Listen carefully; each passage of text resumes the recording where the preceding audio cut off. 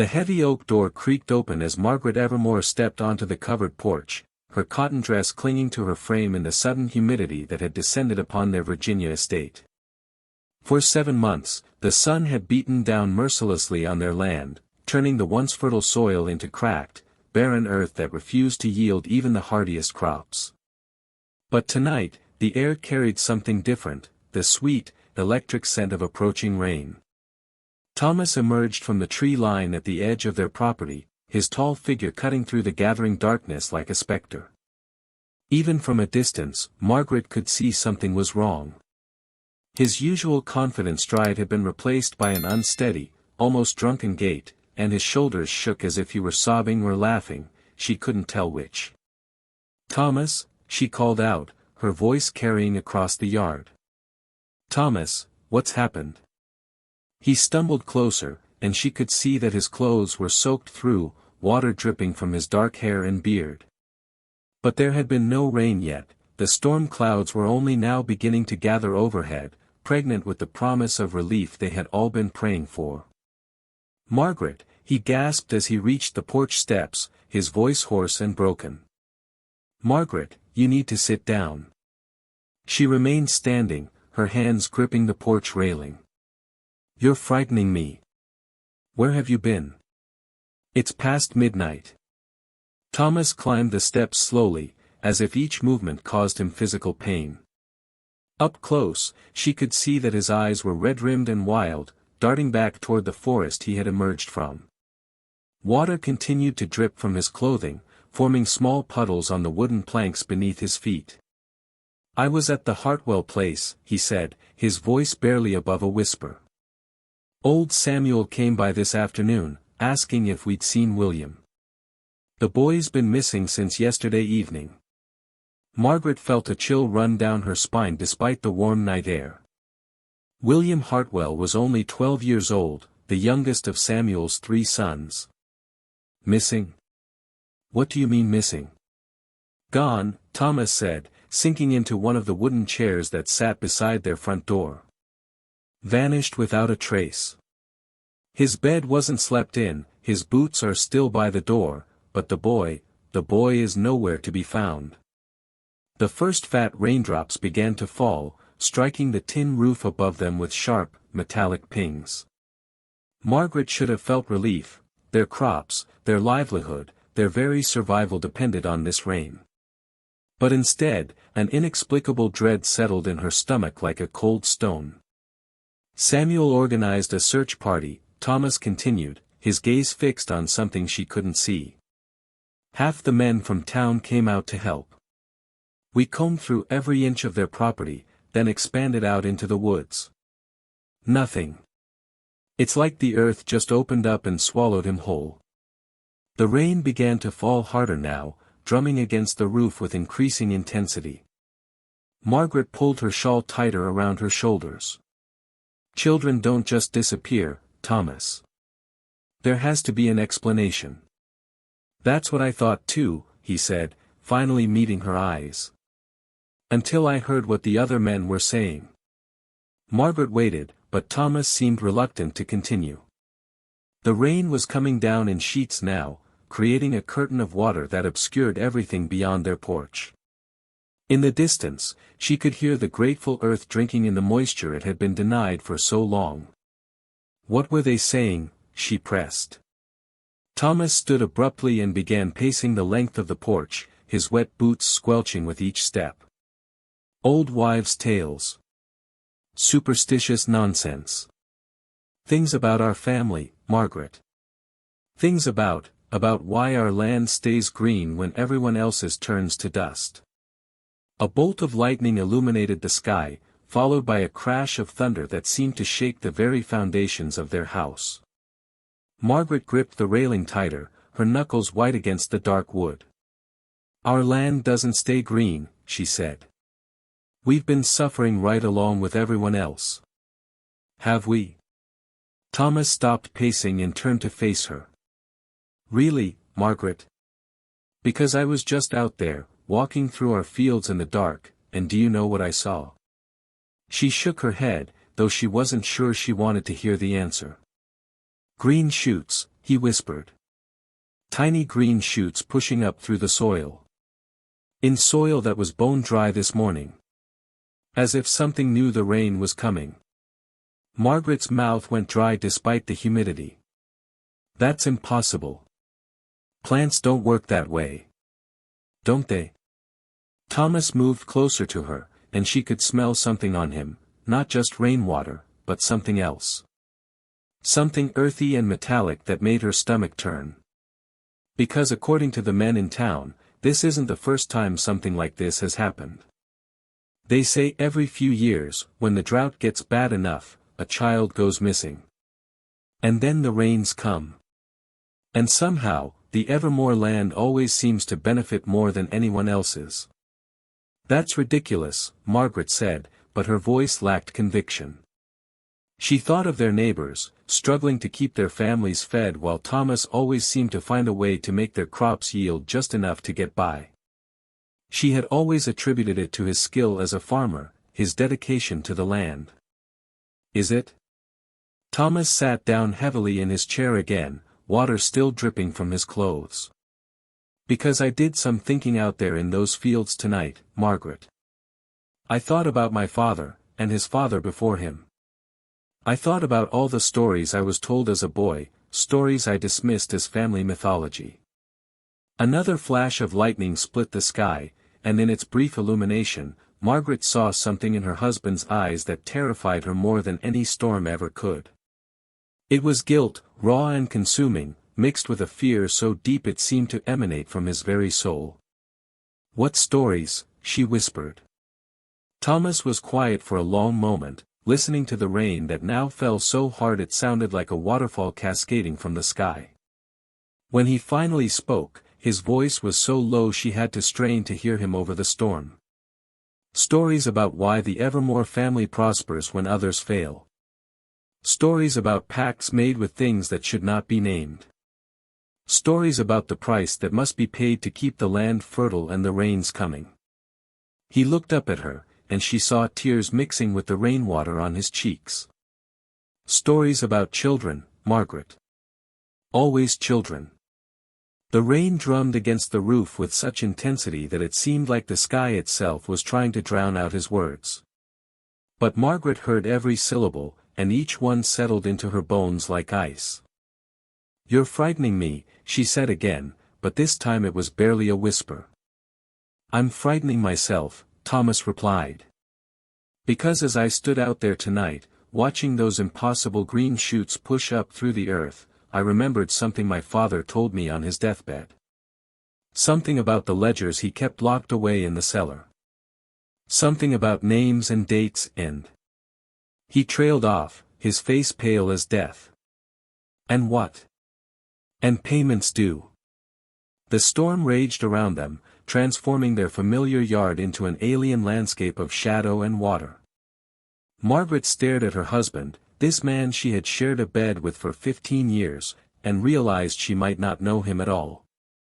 "The boy's disappearance," she said slowly, "and the rain. Started at exactly the same time," Thomas finished. "To the hour, according to Samuel." Margaret sank into the chair beside him, her legs suddenly unable to support her weight. The rain that had seemed like salvation just moments before now felt like something else entirely, like evidence of a crime she couldn't yet comprehend. "What are you saying, Thomas?" she asked, though part of her already knew the answer. He turned to look at her, and in his eyes she saw the reflection of a man who had just realized he might be living on land watered with innocent blood. "I'm saying," he whispered, "that I think we need to have a look at those ledgers. Would you question your family's sudden fortune if children started disappearing around you?" The cellar beneath the Evermoor house had always been a place Margaret avoided. Even in the height of summer, it remained cold and damp, filled with shadows that seemed to move independently of their flickering oil lamp. But now, as she followed Thomas down the narrow wooden stairs, the darkness felt almost alive, pressing against them with malevolent intent. "I never understood why Father insisted on having such a large cellar built," Thomas murmured, his voice echoing off the stone walls. "Our house isn't that grand, and we never stored much down here." The lamp cast dancing shadows across the rough-hewn walls as they moved deeper into the subterranean space. Margaret pulled her shawl tighter around her shoulders, though she knew the chill she felt had nothing to do with temperature. "Are you certain about this room?" she asked, watching as Thomas ran his hands along what appeared to be a solid stone wall. "It's been years since your father passed. Perhaps you misremembered." Her words died as Thomas's fingers found something hidden in the mortar between the stones. There was a soft click, and a section of the wall swung inward on hidden hinges, revealing a small chamber beyond. "I was hoping I had misremembered," Thomas said quietly. The hidden room was smaller than Margaret had expected, barely large enough for two people to stand comfortably. But what it lacked in size, it made up for in the overwhelming presence of its contents. Shelves lined every wall, filled with leather-bound ledgers, journals, and books whose titles were written in languages she didn't recognize. Thomas lifted the oil lamp higher, and Margaret gasped. The walls themselves were covered in what appeared to be a map of their surrounding area, but it was unlike any map she had ever seen. Red lines connected various properties, with dates written in small, precise handwriting beside each location. Names were scattered across the surface, some crossed out, others circled in different colored inks. "My God," she whispered, stepping closer to examine the wall. "Thomas, look at this." Her finger traced one of the red lines that led directly to a circle marked, Hartwell, 1872. Below it, in fresh ink that still gleamed wet in the lamplight, was written, "William, age 12, taken July 15." Thomas set the lamp on a small wooden table and pulled one of the ledgers from the nearest shelf. The leather binding was old and cracked, and when he opened it, the pages released a musty odor that made Margaret's eyes water. "Listen to this," he said, his voice tight with growing horror. Entry dated March 3, 1847, the drought enters its 6th month. The entity grows restless. Young Jonathan Brewster, age 11, selected for the covenant. Taken during the new moon. Rains began before dawn. Crop yield increased by 40% over previous year. Margaret felt the blood drain from her face. Entity. What entity? Thomas flipped through several more pages, his hands trembling as he read. Here's another one. September 15, 1853, Michael Patterson, age 9, chosen to fulfill the bargain. His disappearance explained to the community as a wolf attack. Evidence disposed of accordingly. The harvest this year exceeded all previous records. "Stop," Margaret whispered, but Thomas continued reading. December 1, 1860, Timothy Crawford, age 13. The boy fought harder than expected, but the covenant was maintained. His family relocated to Richmond following his disappearance. Note: older children require more careful planning. The ledger slipped from Thomas's nerveless fingers and hit the stone floor with a dull thud that seemed to echo endlessly in the small chamber. Margaret stared at the wall map, her eyes following the red lines that connected their property to dozens of others throughout the county. "How many?" she asked, her voice barely audible. Thomas picked up another ledger, this one more recent. "This one goes back to 1825, he said, flipping to the first entry. "The year my great-grandfather built this house." Margaret moved to another shelf and pulled out a journal bound in black leather. The pages were yellow with age, and the handwriting was so faded she had to hold it close to the lamp to read it. "Thomas," she said, her voice shaking. "This is a record of conversations. Listen, the entity spoke to me again in dreams. It requires sustenance to maintain its hold on the weather patterns. The blood of innocence, freely given through our covenant, will ensure prosperity for our bloodline for generations to come." Freely given. Thomas laughed, but there was no humor in the sound. "How is the murder of children freely given?" Margaret turned several more pages, her stomach churning with each revelation. Here's something about the original pact. My ancestor, Cornelius Evermoor, made the initial bargain in 1823 during the Great Famine. The entity promised an end to suffering, but demanded payment in the form of young lives. 7 children in the first year, then 1 every few years thereafter to maintain the agreement. Thomas had moved to examine a different section of the wall map. Margaret, come look at this. She joined him, following his gaze to a section of the map that showed their immediate area in greater detail. Their property was marked with a black circle, and from it, red lines extended like veins to every neighboring farm within a 10-mile radius. Do you see the pattern? Thomas asked. Margaret studied the markings more carefully. Each red line ended at a property where a name had been written and then crossed out. Beside each crossed-out name was a date and an age. They're all children, she realized. Every single one. And look at the dates, Thomas pointed to the timeline that ran along the bottom of the map. 1825, 1827, 1829, 1831, 1834, 1837, 1841, 1844, 1847, 1850, 1853, 1857, 1860, 1863, 1867, 1870. Every 3 to 4 years, Margaret whispered. Like clockwork. Thomas nodded grimly. And now 1872. The pattern holds. Margaret opened another journal, this one filled with what appeared to be financial records. But as she read more closely, she realized they were documenting something far more sinister than mere accounting. These are records of how the disappearances were covered up, she said, her voice growing stronger with anger. Listen to this, the Patterson boys' disappearance required additional resources. Paid Sheriff McKenna $50 to officially record the death as an accidental drowning.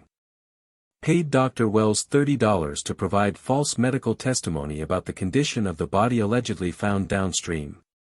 Thomas pulled another ledger from the shelf, this one bound in red leather that seemed to gleam in the lamplight. This appears to be the most recent volume, he said, opening it to the first page. Margaret moved to read over his shoulder, and immediately wished she hadn't. The handwriting was familiar, it was Thomas's father's careful script, documenting events she remembered from their early years of marriage. 1867, the entity grows impatient. The drought threatens to expose our family's prosperity as unnatural. Young Samuel Morrison selected for the covenant. Age 10. Thomas has been asking questions about our farming methods. Must be more careful with future selections. Margaret's hand flew to her mouth. She remembered Samuel Morrison, a sweet boy who had helped his father deliver milk to their door. His disappearance had devastated the community, but his body was eventually found in the river, apparently drowned while fishing alone. Your father, she whispered. He knew you were suspicious. Thomas continued reading, his face growing paler with each entry. 1870, Thomas married Margaret Sinclair. Must ensure she remains ignorant of the family covenant. The entity expressed interest in any children they might produce. Future generations must be prepared to continue the bargain. The journal fell from Thomas's hands as the implications of those words sank in. Margaret backed away from him, her mind racing. Edmund, she breathed. Their 8-year-old son was sleeping peacefully upstairs, unaware that his very existence had been anticipated and planned for by forces beyond his comprehension. They're not just random selections, Thomas said, his voice hollow with realization. The entity chooses them. It tells us who to take. Margaret grabbed the newest ledger from the table, her hands shaking as she flipped to the final entry. There, in handwriting she now recognized as Thomas's own, were words that made her blood run cold. July 14, 1872, the entity has made its selection known through dreams that have plagued me for weeks. William Hartwell, age 12, son of Samuel. The taking will occur during the new moon. Preparations have been made. The drought will end, and our prosperity will continue for another cycle. She stared at the page, then looked up at her husband with growing horror. You wrote this. Thomas's face crumpled. I fought it, Margaret. For months, I fought against the dreams, the voices, the compulsion. But it gets stronger as the deadline approaches. It's not just asking anymore, it's demanding. You killed that boy, she whispered. No, Thomas said quickly. I couldn't go through with it. That's why I was out in the fields tonight, why I was soaked through with water that hadn't yet fallen from the sky. I was trying to find another way, trying to break the cycle. Margaret flipped through the remaining pages of the ledger, finding several more entries in Thomas's handwriting. Each one documented his growing resistance to what his family had expected him to do, his desperate search for alternatives. But if you didn't take William, she said slowly, then who did? Thomas met her eyes, and she saw a fear there that ran deeper than anything she had witnessed before. That, he said, is what terrifies me most of all. The storm had passed by dawn, leaving the Virginia countryside draped in a shimmering veil of moisture that made everything appear ethereal and strange. Margaret stood at the kitchen window, watching Thomas pace the length of their back porch like a caged animal. He had not slept, had barely spoken since their discovery in the cellar, and the weight of their family's terrible legacy seemed to press down upon him with each passing hour. Edmund sat at the kitchen table behind her, quietly eating his breakfast of eggs and ham. At 8 years old, he possessed an unusual sensitivity that had always both delighted and worried Margaret. This morning, that sensitivity manifested as a series of furtive glances toward his father and questions asked in a voice barely above a whisper. Why is Papa walking back and forth like that? Edmund asked, setting down his fork. He looked scared. Margaret turned from the window and smoothed her son's dark hair, so similar to Thomas's. Your father is worried about Mr. Hartwell's boy. You remember William, don't you? Edmund nodded solemnly. He showed me how to catch fireflies last summer. Is he still missing? Yes, sweetheart. He is. Will they find him? Margaret's throat constricted. I don't know. Thomas finally came inside, his clothes still damp from the previous night's rain. He moved like a man walking through a nightmare, his eyes unfocused and distant. Thomas, Margaret said quietly, you need to eat something. He shook his head. I need to go back to the Hartwell place. Samuel will want to organize another search party. And say what? Margaret's voice carried an edge of hysteria she couldn't quite suppress. That you know more about his son's disappearance than you've admitted? Edmund looked up from his breakfast, his young face creased with concern. Mama? What's wrong with Papa? Thomas seemed to notice his son for the first time that morning. He moved to the table and knelt beside Edmund's chair, his large hands gentle as they cupped the boy's face. Papa's just worried, son. Sometimes grown-ups have to worry about things children don't understand. Is it about the dreams? Edmund asked innocently. Both parents froze. Thomas's hand stilled against his son's cheeks, and Margaret felt her heart skip a beat. What dreams, Edmund? Thomas asked, his voice carefully controlled. The ones about the man in the woods. He's been calling to me at night. He says he wants to show me something special. Margaret sank into the chair across from her son, her legs suddenly unable to support her. Edmund, when did these dreams start? The boy considered this carefully, his brow furrowed in concentration. Maybe a week ago. The man is very tall and thin, and he wears old-fashioned clothes like in the pictures in Grandpapa's study. He tells me I'm special, that I come from a family with important work to do. Thomas released Edmund's face and stood abruptly, his chair scraping against the wooden floor. Margaret, I need to speak with you. Edmund, finish your breakfast and then go play in your room. But Papa. Now, Edmund. The boy's lower lip trembled at his father's sharp tone, but he obediently took his plate and left the kitchen. Margaret waited until she heard his footsteps on the stairs before turning to face her husband. "It's starting," Thomas said, his voice barely above a whisper. "The entity is making contact with him directly." "He's just a child," Margaret said desperately. "Surely it wouldn't." "Read the ledgers again, Margaret. The entity doesn't discriminate based on age. It takes what it needs when it needs it." Thomas began pacing again, his movements jerky and agitated. "And according to the records, it's been showing particular interest in the children of our bloodline." Margaret's mind raced, trying to piece together the fragments of information they had discovered. "But you said the selections were from neighboring families." "The entity takes other people's children, not usually," Thomas interrupted. "But look at the dates, Margaret. Look at the pattern. Every third or fourth generation, there's a gap in the records.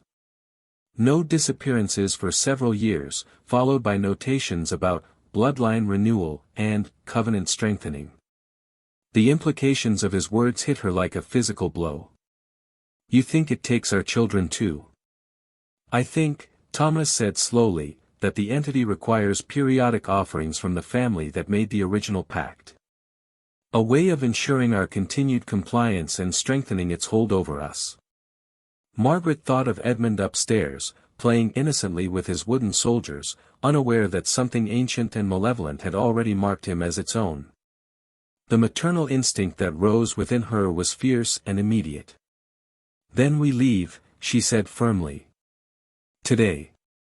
We pack what we can carry and we go as far from this place as possible." Thomas shook his head sadly. "You think others haven't tried? Look at the wall map again, Margaret.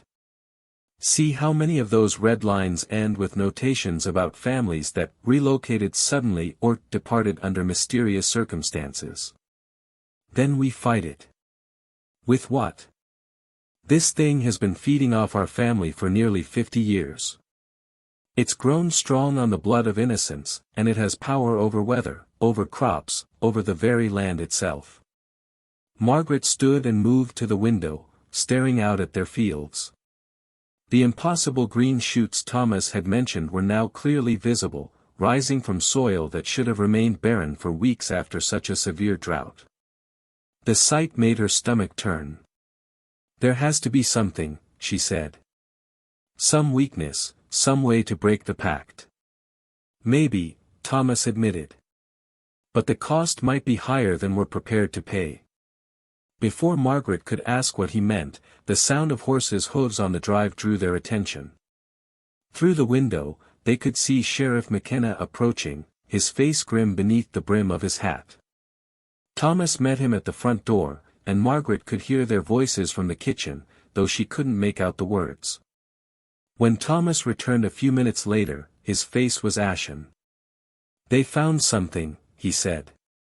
"In the woods near the old stone circle." Margaret's blood ran cold. She remembered the stone circle from her childhood, a ring of ancient granite monoliths that local folklore claimed had been there since before the first settlers arrived. Most people avoided it, crossing themselves and speaking in whispers about strange lights and unnatural sounds that emanated from the area during certain phases of the moon. "What did they find?" she asked. "Clothing. William's clothing." "But..." Thomas swallowed hard. "But there was no body. Just the clothes, arranged in a pattern around the center stone. And the ground inside the circle was scorched black, as if something had burned there with tremendous heat." Margaret felt the room spinning around her. "Burned how?" "McKenna says it looked like lightning had struck repeatedly in the same spot, but there were no burn marks on the trees around it. Just the earth inside the circle, burned down to bare rock." "And William?" Thomas met her eyes, and she saw her own fear reflected there. "Gone." As if he never existed at all. From upstairs came the sound of Edmund's voice, talking animatedly to someone. But when Margaret listened more carefully, she realized there was no second voice responding. Her son was carrying on a conversation with empty air. "Thomas," she whispered, "he's talking to someone." They moved quietly to the bottom of the stairs, listening to Edmund's side of what was clearly a dialogue. "Yes, sir, I understand."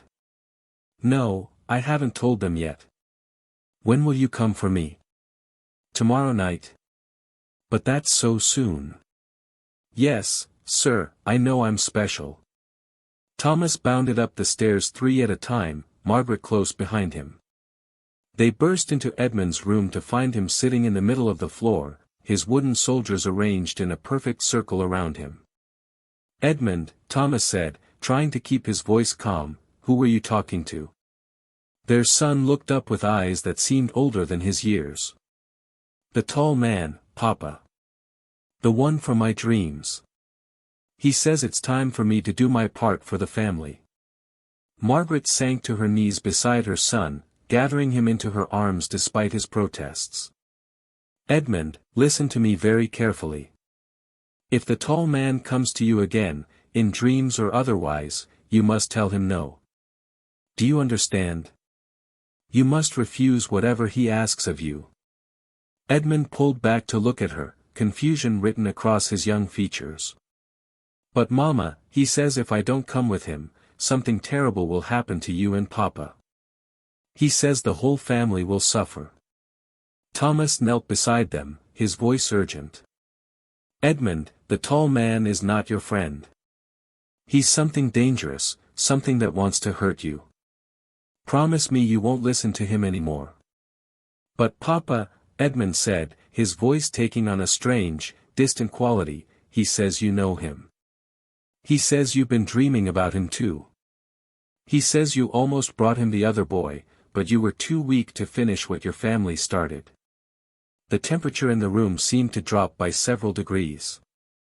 Margaret could see her breath misting in the suddenly frigid air, and the shadows in the corners of the room appeared to deepen and writhe with their own malevolent life. "He's here," Thomas whispered. "Right now. He's here." Edmund smiled, but it wasn't the innocent expression of a child. It was something else entirely, ancient and knowing and terrible. "He wants you to know," Edmund said in a voice that was his own but carried undertones of something much older, "that the covenant must be fulfilled. One way or another. If this was your child, would you run, or would you stand and fight something that has claimed your family for generations?" The manifestation began with the livestock.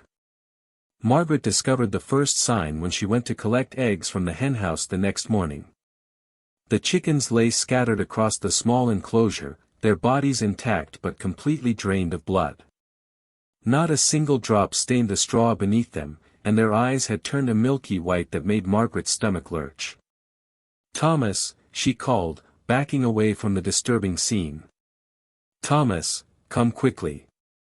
He emerged from the barn where he had been checking on their milk cow, his face already grim. "She's dead too," he said without preamble.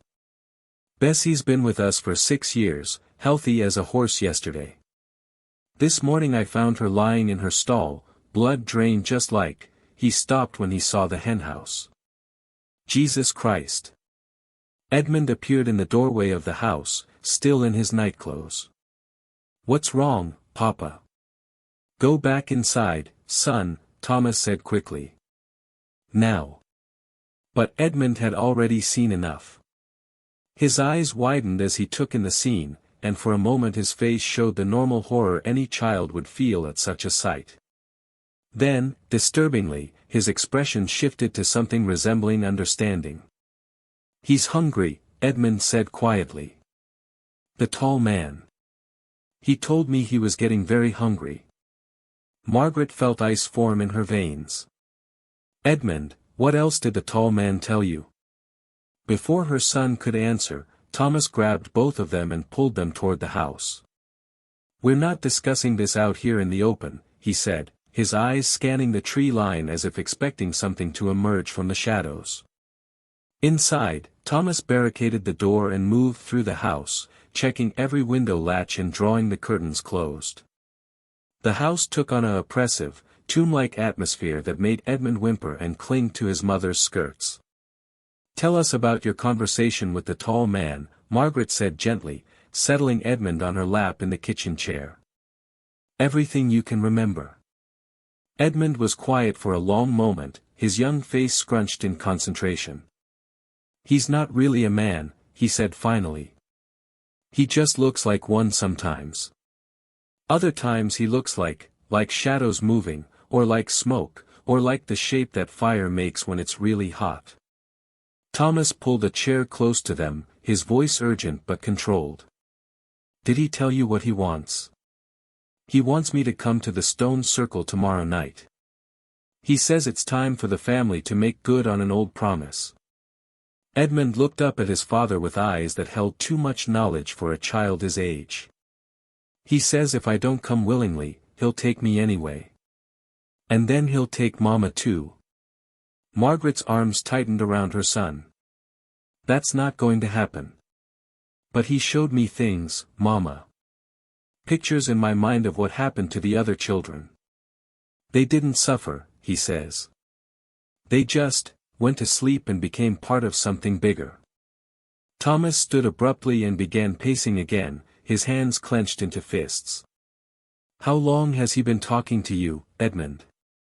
And don't tell me it started a week ago. I need the truth." Edmund bit his lower lip, a gesture so heartbreakingly normal that Margaret felt fresh tears spring to her eyes. "Since before we moved here," he admitted. "When I was really little, maybe 4 or 5. But back then he just watched me. He didn't talk until recently." "We've lived here for 6 years," Margaret whispered. "He's been watching our son since he was a toddler." The implications of this revelation settled over them like a shroud. The entity hadn't simply become aware of Edmund when it came time for the next offering, it had been grooming him, preparing him, for years. "What else did he show you?" Thomas asked, kneeling in front of his son. "These pictures in your mind." Edmund's face grew pale, and he leaned closer to his mother for comfort. "The other children. All of them.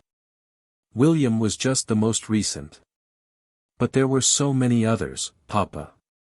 Boys and girls, some older than me, some younger. They all came to the stone circle when he called. And then what happened to them? They became part of the hunger," Edmund said in a voice devoid of emotion. "They fed it, made it stronger. And in return, our family prospered." Margaret felt bile rise in her throat. "Edmund, how do you know all this? How could you possibly understand?" "Because he put the knowledge in my head," Edmund interrupted. "He says it's important for me to understand my purpose, to know that my sacrifice will serve a greater good." Thomas shot to his feet, his chair clattering backward. "No. Absolutely not. I don't care what this thing threatens, I won't let it take my son." As if summoned by his words, the temperature in the room plummeted. Their breath became visible in the suddenly frigid air, and the windows began to frost over despite the warm summer day outside. Edmund's eyes rolled back in his head, showing only the whites, and when he spoke, his voice carried harmonics that no human throat should have been able to produce. "The covenant will be fulfilled, Thomas Evermoor. The blood debt will be paid. You can offer the child willingly and spare your wife, or you can resist and watch everything you love consumed by forces beyond your comprehension." Margaret clutched Edmund tighter, feeling his small body trembling with otherworldly power. "Edmund, fight it. Don't let it use you." The boy's head lolled to one side, and for a moment his own voice broke through.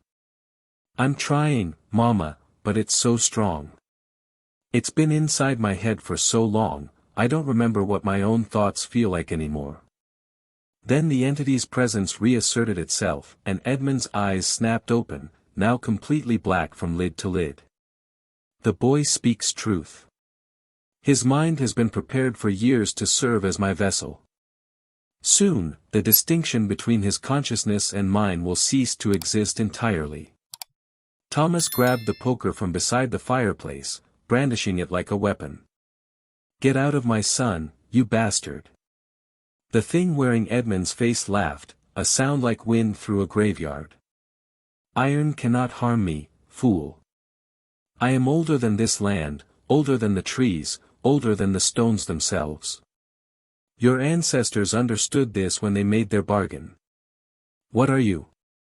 Margaret demanded, her voice shaking with rage and terror. "What kind of creature feeds on children?" "I am hunger itself," the entity replied through Edmund's small mouth. "I am the void that exists between heartbeats, the darkness that lives in the spaces between thoughts. Your kind gave me form through your desperate need, and now I sustain myself on the essence of innocence." The black eyes fixed on Thomas, and he felt his soul being weighed and measured. "Your great-great-grandfather, Cornelius, called to me in his desperation. The crops had failed for 3 consecutive years. His children were starving, his wife dying of consumption. He went to the stone circle, that ancient place where the boundary between worlds grows thin, and he offered anything, everything, in exchange for prosperity." Margaret felt Edmund's body growing cold in her arms, as if the thing speaking through him was drawing heat from his very life force. "And you answered." "I am always listening for such calls. The desperate, the hungry, the dying, they sing to me across the void. Cornelius offered me 7 children in that first year, neighbors' offspring he lured to the circle with promises of food and warmth. In exchange, I gave him mastery over the weather patterns, soil fertility, and the favor of fortune itself." Thomas lowered the poker, understanding dawning in his eyes. "But 7 children wasn't enough." "Nothing is ever enough," the entity hissed. "Hunger is my nature, growth my imperative. The pact evolved. 1 child every few years to maintain my presence in this realm, with the understanding that eventually, the bloodline that summoned me would provide the ultimate offering." "Our son," Margaret whispered. "A child of the covenant, born and raised specifically to serve my needs. His essence will provide me with enough sustenance to expand my influence beyond this small corner of Virginia. I will spread to neighboring counties, then states, then—" "No." Thomas swung the poker with all his strength, but it passed harmlessly through Edmund's body as if he were made of smoke. The entity laughed again, and the sound shattered every piece of glass in the kitchen. "You cannot harm me while I inhabit the boy. And even if you could, it would mean destroying him as well." Margaret's mind raced, searching for any possibility of escape. There has to be a way to break the pact. Some loophole, some. The only way to break the covenant is to provide a substitute offering of equal or greater value, the entity said. The life of one who shares the bloodline that made the original bargain. Understanding hit Margaret like a physical blow. "You want one of us to die in Edmund's place. The choice is yours. The father who carries the direct lineage, or the mother whose love burns brightest. Either would suffice to release the child from his obligation." Thomas stepped forward without hesitation. "Take me. Leave my wife and son alone." "Thomas, no." Margaret stood, still clutching Edmund's limp form. "There has to be another way." The entity considered Thomas's offer, Edmund's head tilting at an unnatural angle. "Your sacrifice would indeed fulfill the immediate covenant. But it would not end my presence here. In 20 years, perhaps 30, I would require another offering. Your son would be expected to provide his own children when the time comes. Then what's the point?" Margaret demanded. "You're condemning future generations either way. Unless," the entity said slowly, "you choose the path of absolute severance." Something in its tone made both parents freeze. Through Edmund's mouth, the creature continued speaking with barely concealed anticipation. To truly end the covenant requires the elimination of the entire bloodline. Every living descendant of Cornelius Evermoor must perish for the pact to be considered fulfilled and my claim on this land severed. The room fell silent except for the sound of their breathing and the distant dripping of water from the morning's rain. Margaret felt the world shifting around her as she grasped the full horror of their situation. "You're saying we all have to die," she whispered. "I am saying you have choices," the entity replied. "Give me the boy tomorrow night, and your family line continues with the understanding that I will require periodic sustenance. Offer yourselves as substitutes, and delay the inevitable while ensuring your son will face the same decision with his own children." Or what? Edmund's body suddenly went rigid, his back arching as if electricity were coursing through him. When he spoke again, his voice was layered with harmonics that made the windows vibrate in their frames. "Or you can choose the path of heroes. End the bloodline forever, deny me my prize, and free this land from my influence. But such nobility requires the ultimate sacrifice, the willing deaths of all three of you." Margaret sank back into her chair, Edmund's weight heavy in her arms. The choice the entity offered was no choice at all, different variations of death and loss, each path leading to unbearable grief. But as she looked at her son's pale face, she began to understand something the creature might not have anticipated. The entity fed on innocence, on the fear and helplessness of its victims. But Margaret was no longer helpless. She was a mother confronting the thing that threatened her child, and that made her dangerous in ways the ancient hunger couldn't fully comprehend. "How long do we have to decide?" she asked. "Until tomorrow night's new moon. The ritual must be completed then, or I will be forced to take more drastic measures to ensure compliance." "What kind of measures?" Edmund's black eyes fixed on her with predatory intensity. "I will begin killing everyone in a 10-mile radius, one by one, until you bring the boy to the circle willingly. Starting with your closest neighbors and working inward." Thomas grabbed Margaret's hand, his touch warm against her cold skin. In his eyes, she saw the same desperate determination that was growing within her own heart.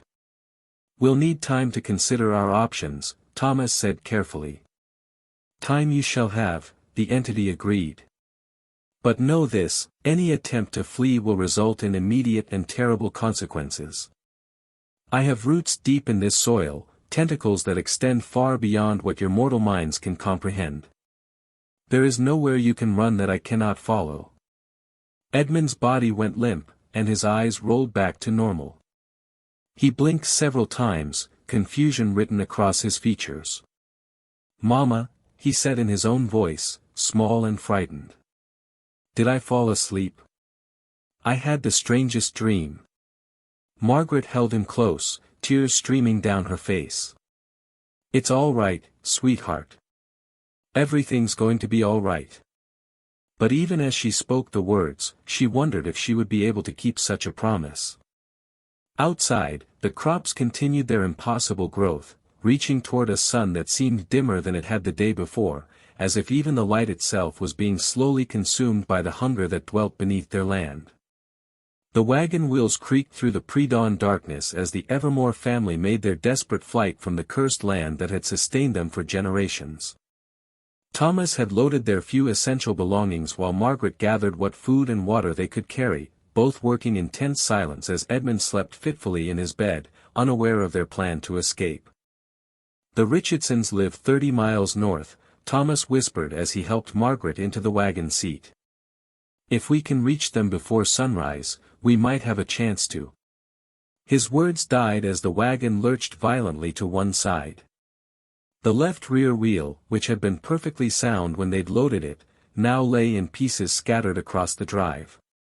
The wooden spokes had split as if struck by lightning, and the iron rim was twisted into an impossible spiral. "Papa?" Edmund's voice came from behind them, small and confused. "Why are we outside? It's still dark." Margaret turned to see their son climbing down from the wagon bed, his hair tousled from sleep. She had hoped to be miles away before he awakened, but now they were trapped in their own yard with a disabled wagon and nowhere to run. "We were going on a trip, sweetheart," she said, forcing her voice to remain calm. "But it seems we'll have to wait until morning." Thomas examined the destroyed wheel, his face grim in the lamplight. "This isn't natural damage, Margaret. Look at the metal, it's been twisted like it was heated to a molten state and then reformed." Before Margaret could respond, Edmund suddenly went rigid beside her. His eyes rolled back until only the whites showed, and when he spoke, it was with the entity's now familiar harmonic voice.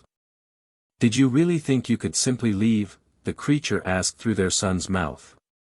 "Did you believe I would allow my prize to slip away so easily?" The temperature around them plummeted, and their breath became visible in the frigid air. The horses, normally calm and obedient animals, began to whinny in terror and strain against their harnesses. "We have to try," Thomas said, his voice defiant despite the fear in his eyes. "We have to protect our son." "Your son belongs to me now," the entity replied. "His essence has been intertwined with mine for years. Even if you could flee this place, you would only be carrying me with you." Margaret felt despair crushing down upon her like a physical weight. "Then what hope do we have?" "None," Edmund's mouth said, but for just a moment, Margaret thought she heard her son's real voice breaking through. Unless you're willing to do what no one in your family has ever been brave enough to do." "And what's that?" Thomas demanded. Edmund's body convulsed, and for several seconds two voices seemed to war within him, the entity's harmonic tones fighting against their son's natural speech pattern. "Fight back," Edmund's own voice gasped. "It's not as strong as it pretends. The pact was made by a desperate man who didn't understand what he was truly bargaining with. But bargains can be renegotiated if you know the right." The boy's words cut off in a strangled scream as the entity reasserted control. When he spoke again, it was with pure alien malevolence. "Foolish child. You understand nothing of the forces that govern your existence." But Margaret had heard enough. In that brief moment when Edmund's true self had broken through, she had sensed something crucial: the entity wasn't as omnipotent as it claimed. It needed the cooperation of the Evermoor bloodline to maintain its hold on the physical world. "The stone circle," she said suddenly. "That's where this all began. That's where Cornelius made his original pact." Thomas nodded slowly, understanding dawning in his eyes.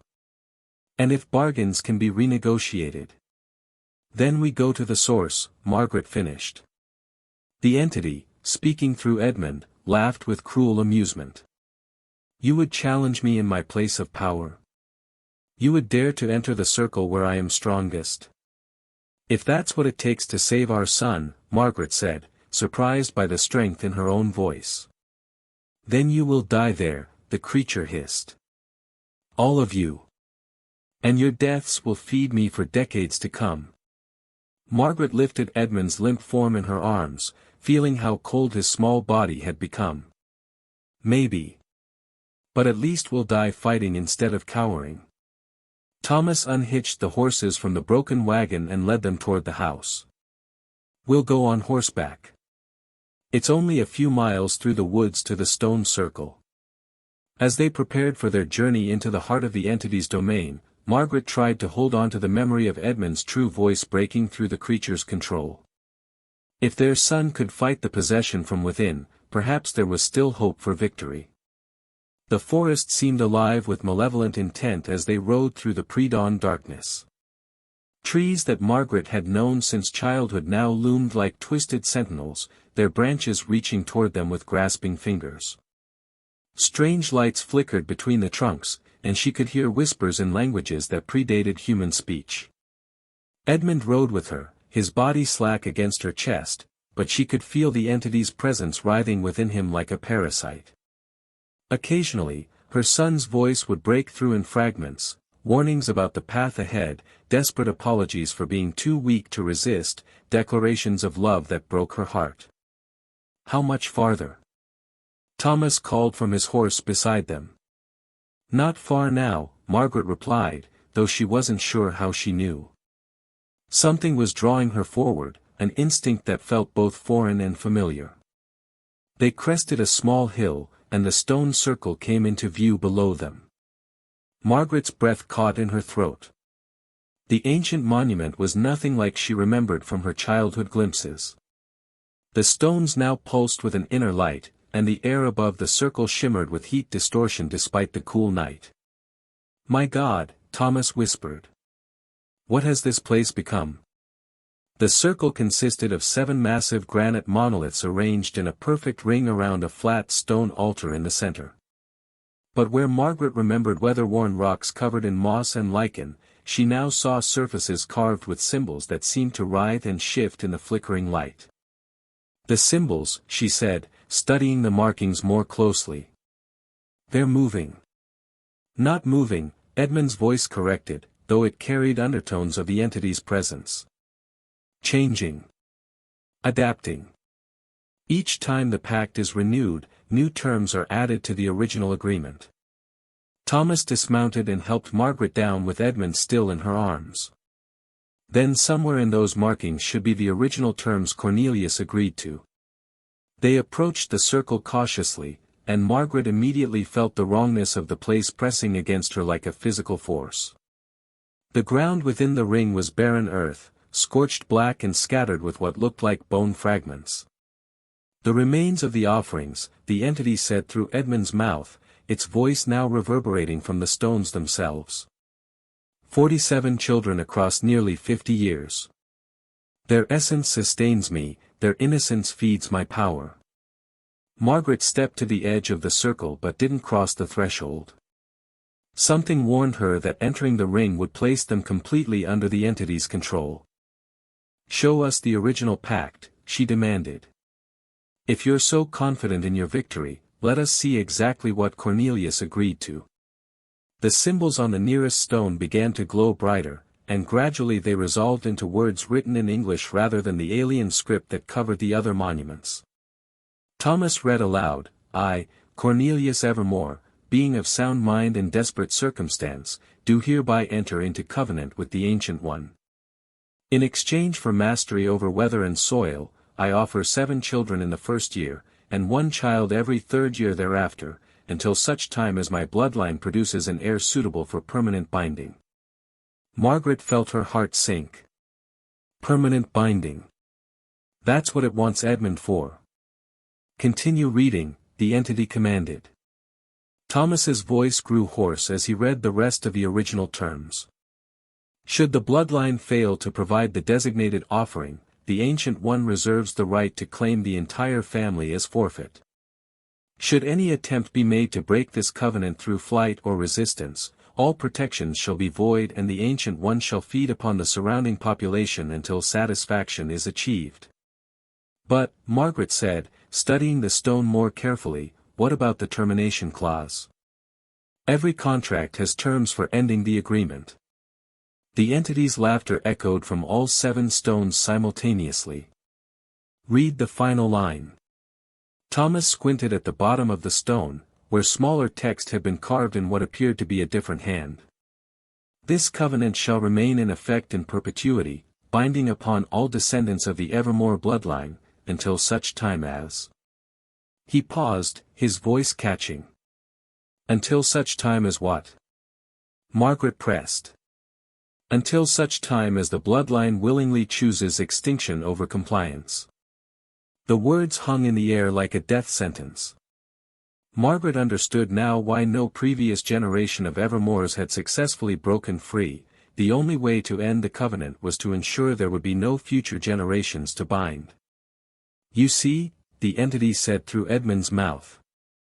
"Your choices remain the same. Give me the boy for permanent binding, sacrifice yourselves as temporary substitutes, or end your bloodline forever."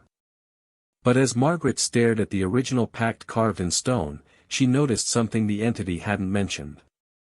There, in the smallest text at the very bottom of the monument, was a single line that seemed to have been added later. "Thomas," she whispered, "look at this."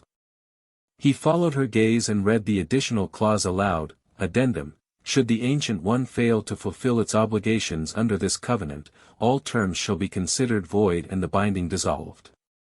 The entities present seemed to recoil from those words. "That clause is meaningless. I have fulfilled every term of our agreement." "Have you?" Margaret asked, her mind racing. "The pact specifically states that you will provide mastery over weather and soil. But our crops failed this year, just like everyone else's. The drought affected our land as much as our neighbors. A temporary setback, the creature insisted, but there was something different in its tone now, something almost defensive. "No," Thomas said, understanding dawning in his voice. "Margaret's right. The entity's power is weakening. That's why it needs Edmund for permanent binding instead of just periodic offerings. It's losing its hold on this realm." Edmund's body suddenly convulsed in Margaret's arms, and for a moment his own voice broke through clearly, "The hunger is eating it from the inside. It's been consuming so much over the decades that it's losing coherence.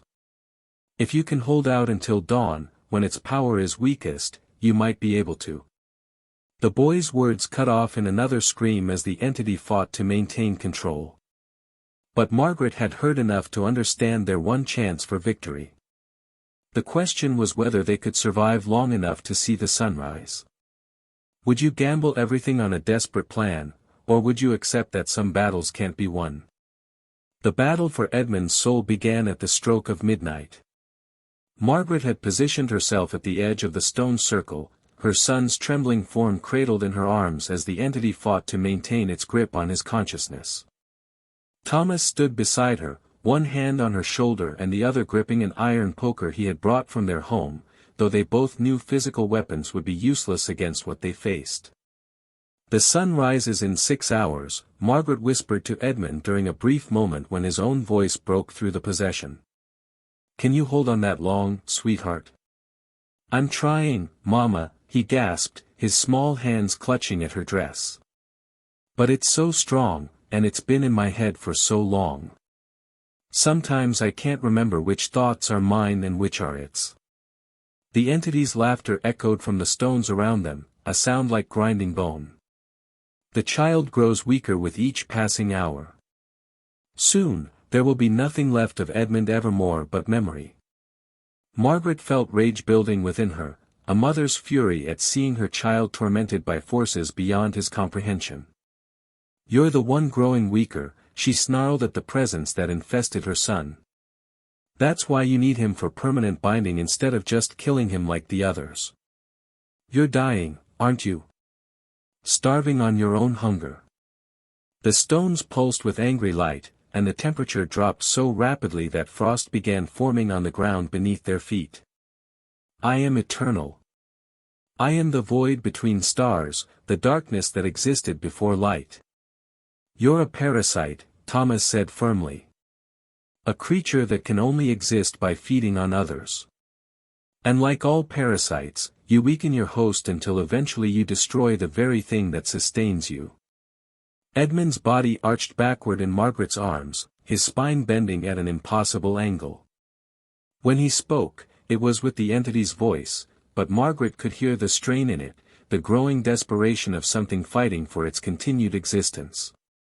"Perhaps I am weakening," the creature admitted. "But I have enough strength left to ensure that if I cannot have the boy, no one can. I will consume his essence entirely, leaving nothing but an empty shell that breathes but no longer thinks or feels." Margaret's grip on Edmund tightened. "No. I won't let you. And how do you propose to stop me, mortal woman? You have no power here, no weapons that can harm me, no knowledge of the forces that bind your son to my will." But Margaret had been thinking about Edmund's earlier words, his desperate message about the entity losing coherence, consuming itself from within.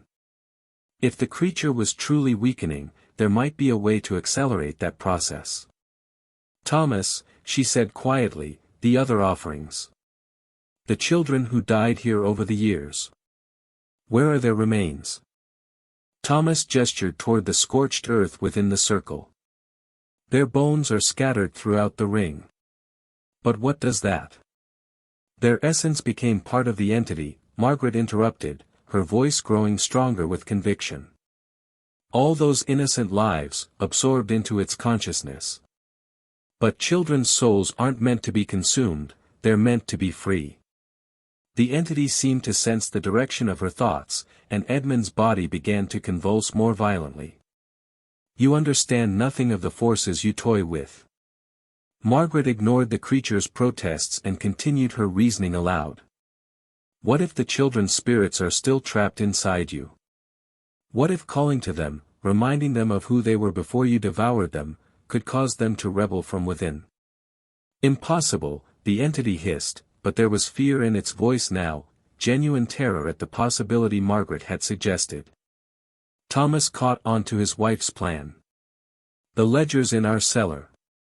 They contain names, ages, dates. We know who some of the victims were. Margaret began to speak, her voice carrying clearly across the stone circle.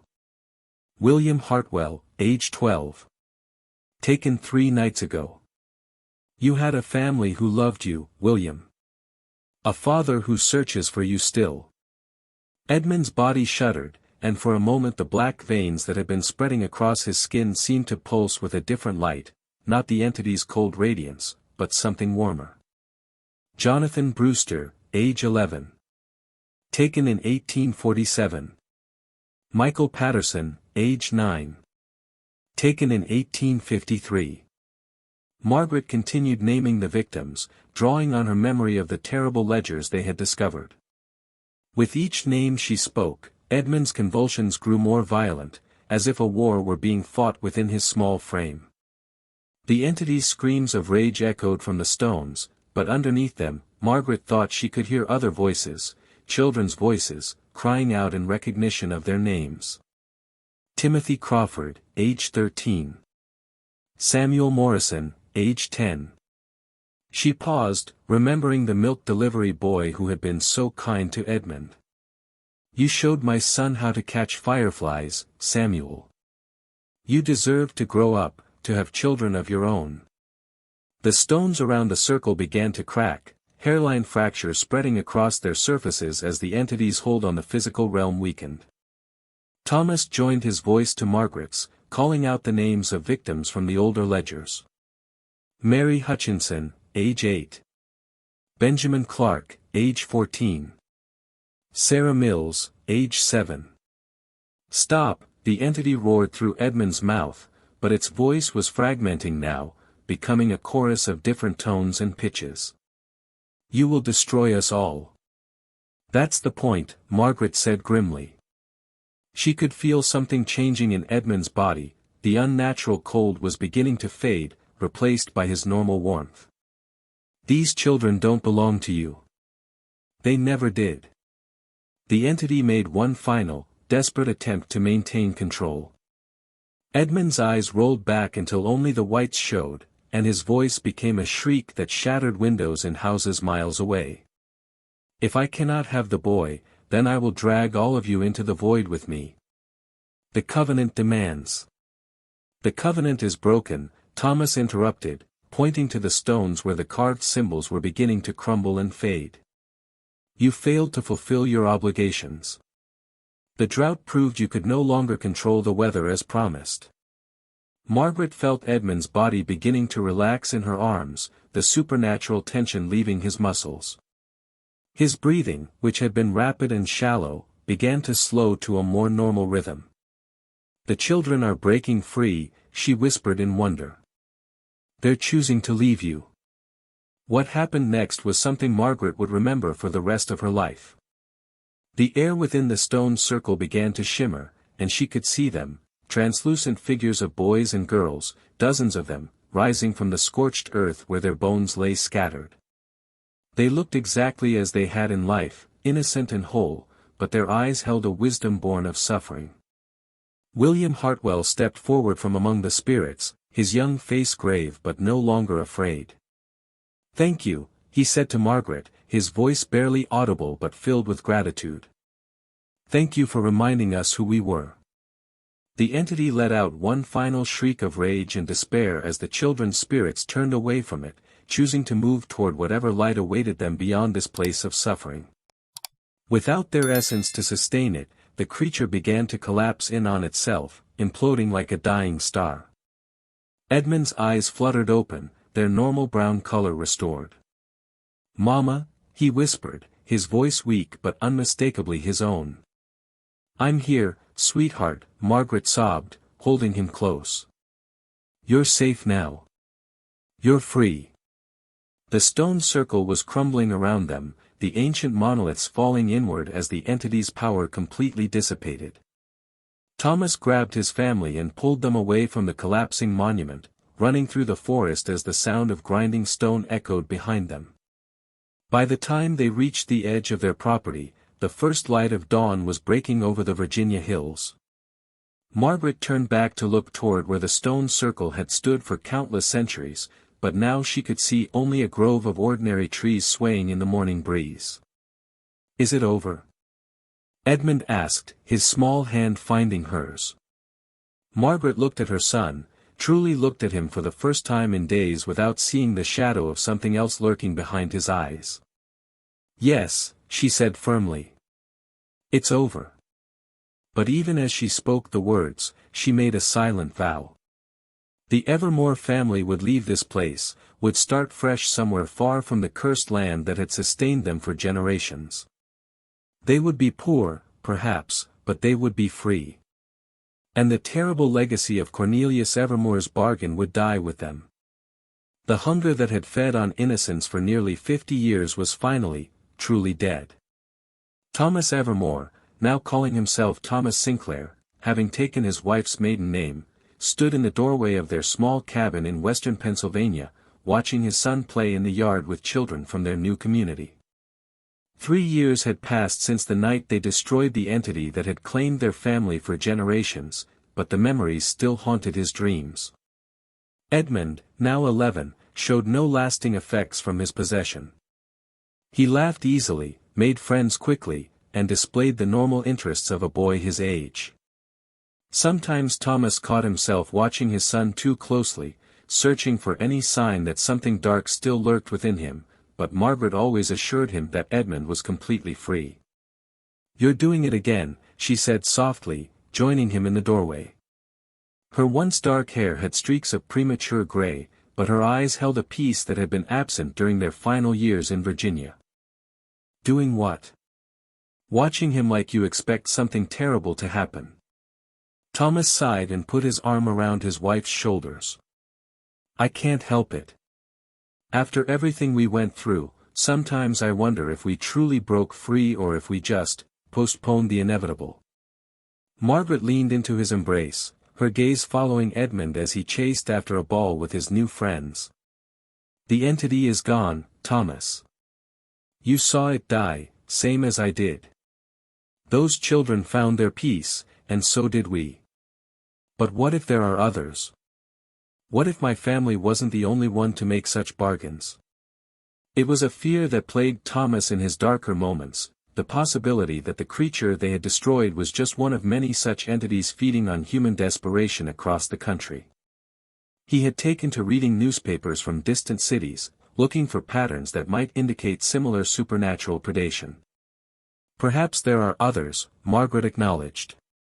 "But that's not our responsibility anymore. We saved our son, broke the cycle that had claimed our family for generations. That has to be enough." Thomas nodded, but his eyes remained fixed on Edmund. The boy had grown taller and stronger since their flight from Virginia, no longer the pale, haunted child who had been marked for sacrifice. But sometimes, in certain light or when Edmund's expression grew thoughtful, Thomas could still see echoes of the terrible knowledge that had been forced into his young mind. "Does he remember?" Thomas asked quietly. "Pieces," Margaret replied. "He has nightmares sometimes, dreams about dark voices calling to him. But when I ask him about them, he says they feel like memories of someone else's life. A letter had arrived that morning from their former neighbor, Samuel Hartwell, who had written to tell them that the Evermoor property had been abandoned by the bank after no buyers could be found. Strange stories surrounded the land: crops that withered overnight, livestock that refused to graze there, travelers who reported feeling watched when they passed by the empty house. "The land remembers," Thomas murmured. "Or perhaps it's finally healing," Margaret suggested. "Perhaps returning to what it was before my family's greed corrupted it." Thomas had given considerable thought to the ethics of their escape. By destroying the entity, they had indeed freed themselves and future generations from the terrible covenant. But they had also abandoned the prosperity that had sustained them for decades, walking away from wealth built on the suffering of innocence. Their new life was harder in many ways. Thomas worked as a farmhand for other families, earning a modest wage that barely kept food on their table. Margaret took in washing and mending to supplement their income. But there was a cleanliness to their poverty that had been absent from their former prosperity, no shadow of guilt hanging over every meal, no whispered doubts about the source of their good fortune. "Papa!" Edmund called from the yard, waving excitedly. "Come see what we found." Thomas and Margaret walked over to where Edmund and two other children were gathered around something they had discovered in the tall grass behind their cabin. Thomas's heart skipped a beat when he saw what had captured their attention: a circle of mushrooms growing in the earth, perfectly round and strangely symmetrical. "It's a fairy ring," announced Mary Cooper, the youngest of Edmund's playmates. "My grandmother says if you step inside one, the fairies will grant you a wish." Thomas felt old fears stirring in his chest. Even innocent folk beliefs about supernatural phenomena made him nervous now, too reminiscent of the dark forces that had nearly claimed his family. "Perhaps we should leave it alone," he suggested carefully. "Some things are better left undisturbed." But Edmund was studying the mushroom circle with an expression that made Thomas's blood run cold, a look of recognition and understanding that no 11-year-old should possess. "It's not fairies," Edmund said quietly, his voice carrying an odd maturity. "It's something else. Something that feeds on wishes and dreams." The other children looked at him strangely, but Thomas saw Margaret go pale beside him. Their son's sensitivity to supernatural forces had not diminished with the entity's destruction; if anything, his experience had left him more attuned to such things. "Edmund," Margaret said gently, "why don't you come inside? It's almost time for supper." But Edmund continued to stare at the mushroom ring, his young face troubled. "Sometimes I can still feel them," he said in a voice barely above a whisper. "Other things like the one that tried to take me. They're out there, waiting, watching. And sometimes I think they recognize me." Thomas knelt beside his son, placing a hand on the boy's shoulder. "You're safe now, Edmund. Whatever you sense, it can't touch you anymore." Edmund looked up at his father with eyes that held far too much knowledge for a child. "But what about other families, Papa? What about other children whose parents might be desperate enough to make the same choice great-great-grandfather made?" It was a question that haunted Thomas in the depths of night, when sleep eluded him and guilt gnawed at his conscience. By breaking their family's covenant, had they simply freed one of these entities to seek sustenance elsewhere? Had some other family, in some other place, already fallen victim to the hunger they had denied? "We can't save everyone, son," Thomas said, though the words felt inadequate even as he spoke them. "Maybe not," Edmund replied, his gaze returning to the mushroom circle. "But maybe we can warn them." Margaret joined them, her face reflecting the same mix of hope and trepidation that Thomas felt. "What do you mean, sweetheart?" Edmund stood and took both his parents' hands, his small finger surprisingly strong. "I remember things. Not just about our family's entity, but about others. Different kinds of hungers, different types of bargains. And I can sense them sometimes, when they're close." Thomas felt a chill run down his spine. "Edmund, What are you suggesting? I'm suggesting, his son said with a determination that reminded Thomas powerfully of Margaret at her fiercest, that maybe our story isn't over yet. Maybe there are other families out there who need to know that these bargains can be broken, that the cycles can be ended. Margaret squeezed Edmund's hand. That would be dangerous, sweetheart. Very dangerous. Living is dangerous, Edmund replied with wisdom that seemed to come from somewhere far beyond his years. But living in ignorance while others suffer, that might be worse. Thomas looked at his wife and son, these two people who had stood with him against forces beyond mortal comprehension and emerged victorious. Perhaps Edmund was right.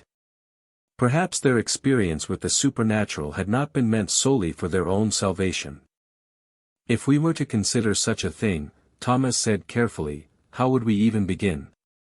Edmund smiled for the first time since discovering the mushroom circle, and in that expression Thomas saw both the innocent boy his son remained and the wise guardian he might one day become. We start by listening, Edmund said simply. The entities leave signs, patterns, traces of their presence. And they're not as careful as they think they are. If we know what to look for. Margaret nodded slowly, understanding dawning in her eyes. We could help other families recognize the signs before it's too late. Or help them break free if it's already too late, Thomas added, though the prospect of facing such horrors again filled him with dread. The three of them stood in the gathering twilight, hands joined, looking at the innocent mushroom circle that had revealed so much about the path that lay ahead of them. Other children were calling for Edmund to return to their games, but he seemed older now, marked by purpose in a way that both inspired and terrified his parents. The hunger never truly dies, Edmund said quietly, echoing words the entity had spoken through him years ago. It just finds new hosts, new families to corrupt. But knowledge is power, and fear loses its strength when it's understood. Margaret felt tears gathering in her eyes, not of sadness, but of pride in the remarkable boy her son had become despite everything he had endured. Are you certain this is what you want, Edmund? To spend your life fighting these things? Edmund looked up at her with a smile that was both achingly young and impossibly ancient. I want other children to have the chance to grow up free, Mama. I want other families to know they don't have to accept the darkness just because it's always been there. Thomas squeezed his son's hand, feeling the weight of a new destiny settling upon their shoulders. They had broken free from one terrible covenant, only to find themselves bound by something far more precious, the obligation to protect others from the same fate they had nearly suffered. Then we'll need to be very careful, Thomas said. And very smart. These entities have had centuries to perfect their methods. But they've never faced a family that's beaten one of them before, Margaret pointed out. They've never had to contend with someone who understands their weaknesses from the inside. Edmund nodded, his young face set with determination. The tall man taught me things he probably shouldn't have. Secrets about how these bargains work, what makes them vulnerable. He was so confident I would become his willing servant that he shared knowledge he should have kept hidden.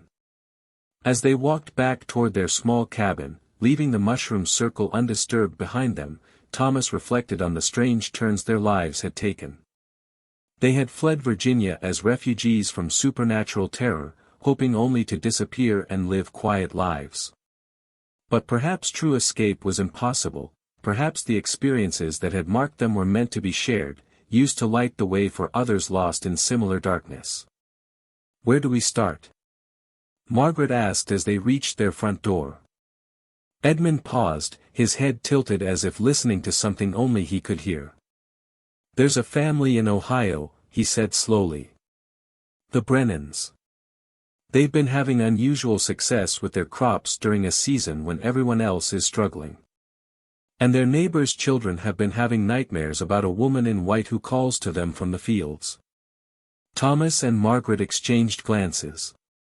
The pattern was horribly familiar. How do you know this? Thomas asked. Edmund touched his temple gently. Sometimes information just comes to me. Like echoes from the thing that used to live in my head. It left, connections. Threads that lead to others of its kind. Margaret felt a chill that had nothing to do with the evening air. Edmund, if you're still connected to these entities in some way. I'm not connected to them, Edmund interrupted firmly. But I can sense the disturbances they create, the way they twist reality around themselves. It's like being able to smell smoke from a distant fire. Thomas looked at his wife and son, these two people who had already sacrificed so much in the fight against supernatural evil. The safe, quiet life they had built in Pennsylvania would have to be abandoned if they chose this path. They would become wanderers, seekers, hunters of things that most people refused to believe existed. The Brennan family, he said finally. How long do we have before it's too late for them? Edmund's expression grew grave. Not long. The entity there is older, more patient than the one that claimed our family. It's been grooming the Brennan children for years, making its presence seem natural, almost benevolent. By the time they realize what's happening. Then we leave tomorrow, Margaret said with quiet resolve. We pack what we can carry and we go to Ohio. Thomas nodded, though part of him mourned the loss of their peaceful existence. And after the Brennans? Edmund looked out across the darkening landscape, his young eyes seeing far beyond the horizon. After the Brennans, there will be others. There are always others. The hunger is patient, and it spreads like a disease from family to family, generation to generation. Then we'll spend our lives fighting it, Margaret said simply. All of us. Together. As they entered their cabin to begin preparations for yet another journey into the unknown, Thomas caught sight of his reflection in the window glass. The man looking back at him bore little resemblance to the prosperous farmer who had once benefited from his family's dark covenant. This man was leaner, harder, marked by experiences that had aged him beyond his years. But his eyes held something that had been absent during his years of unwitting complicity with evil, purpose. For the first time in his life, Thomas Evermoor truly understood why he existed, what his family's terrible legacy was meant to teach him. They had been shaped by darkness so they could recognize it in others. They had survived supernatural horror so they could guide others through it. They had broken free from an ancient covenant so they could show other families that freedom was possible. The hunger might be eternal, but so was the human capacity for courage, love, and sacrifice. And sometimes, in the right circumstances, that was enough to tip the balance toward the light. Edmund came to stand beside his father at the window, his small hand finding Thomas's larger one. Are you afraid, Papa? Thomas considered the question honestly. Yes, he admitted. I'm terrified. But I'm more afraid of what happens if we do nothing. Good, Edmund said with a maturity that continued to astound his parents. Fear means we're still human. And being human is the only advantage we have against things that have forgotten what humanity means. Outside, night fell over the Pennsylvania hills, but inside their small cabin, the Evermoor family, now the Sinclairs, prepared for a dawn that would bring new challenges, new dangers, and new opportunities to stand against the darkness that preyed upon the innocent. The entity that had claimed their bloodline for generations was dead, but its death had given birth to something far more dangerous, a family that understood evil's true nature and refused to let others suffer as they had suffered. Some hungers never die, but neither does the human spirit that rises to oppose them. If you stayed with this story to the end, comment, some hungers never die.